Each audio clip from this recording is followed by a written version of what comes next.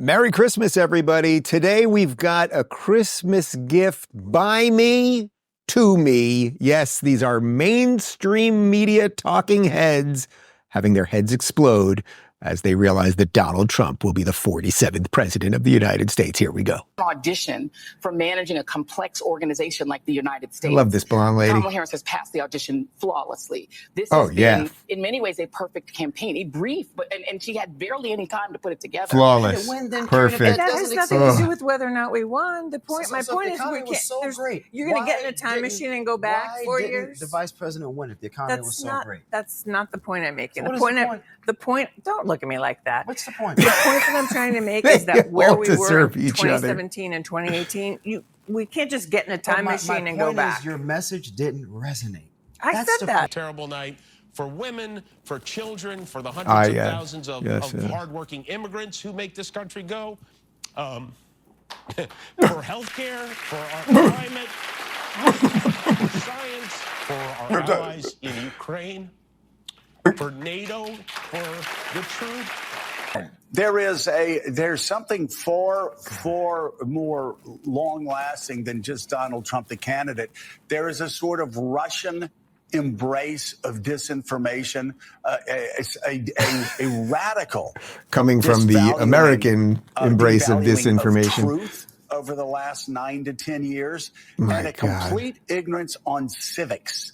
And what the term Madisonian democracy even means, what checks and balances even This guy's means, like, I don't have a clue. Judicial review even means, what the rule of law even means.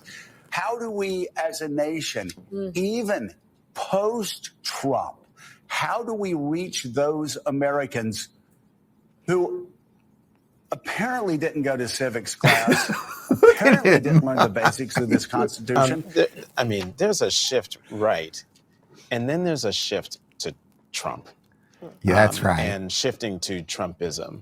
And, I'm looking at a lot of things, especially after David talked about looking at counties and, how Trump is gaining on what he did in 2020.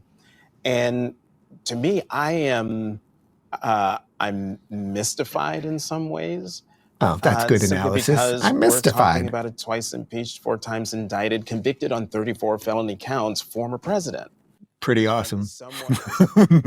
That's based. Then in another bucket, you have all of the things he's been saying on the campaign trail that gets to the decency that the woman was talking about in that last report, and how she wanted to vote for Vice President Harris because she didn't like that Madison Square Garden rally.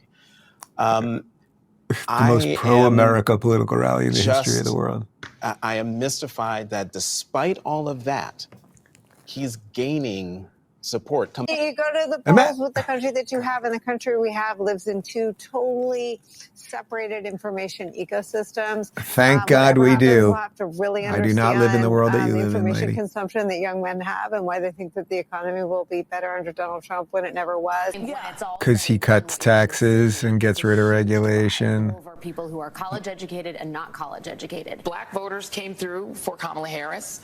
White women voters did not. Pure Project White women love them. Florida, and that kind of extreme, sort of extremist, right-wing, fascist-type government in Florida, does that make it? Hell yeah!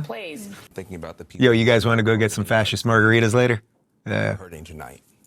Oh, here we go, Mr. Crying. African American women who know a little bit about being talked down to, and know a little bit about sort of like you're doing right now to everybody. To dream a big dream over the past big dream. Months. And tonight, hire an unqualified woman for a lot of hurt. Democrats need to be mature, and they need to be honest. Look at him, Al Sharpton, deflating. The man is literally deflating. But it's not just misogyny from white men. It's misogyny from Hispanic men. Yeah, it's misogyny Hispanic from black men. Things we've all hating been talking chicks. about, who do not want a woman leading them. Might be race issues with Hispanics. They don't want a black woman as president of the United States. The Democratic Party, I've always Can I fart in a box and we'll send it to Joe Scarborough? What? Bro, what are you talking about, man? I feel like that's the best I can do with this guy.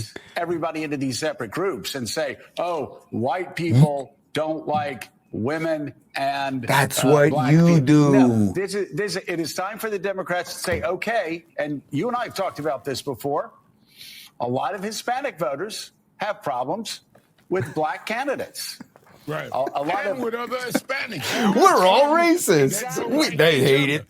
And some of the most misogynist things I've heard going on this Get Out the Vote tour came from black men. I mean, misogynist things. So you're absolutely right. It's not simplistic. And we've got to have real, honest conversations. Actually, it is simplistic. You're all idiots. Merry Christmas. Guys, Peaberry coffee isn't your average bean. It's coffee's best-kept secret. Only 5% of coffee beans grow as peaberries, making them denser, more flavorful, and packed with bold energy to kickstart your mornings. This isn't just coffee, it's a richer, more powerful brew. 1775 Peaberry coffee is for those who refuse to compromise. Each bean is hand-picked at high altitudes for that smooth, powerful kick you need to fuel your day. No corporate crap, no woke nonsense, just the best coffee you'll ever taste. And it's not just about the coffee, it's about what it stands for, whether it's Peaberry, dark or medium roast, or the new mushroom blend. 1775 coffee is about quality, freedom, and living with purpose. Head on over to 1775coffee.com, grab your Peaberry, and join the coffee revolution. Use code Rubin to save 15%. Your mornings deserve better. Brew Rebellion.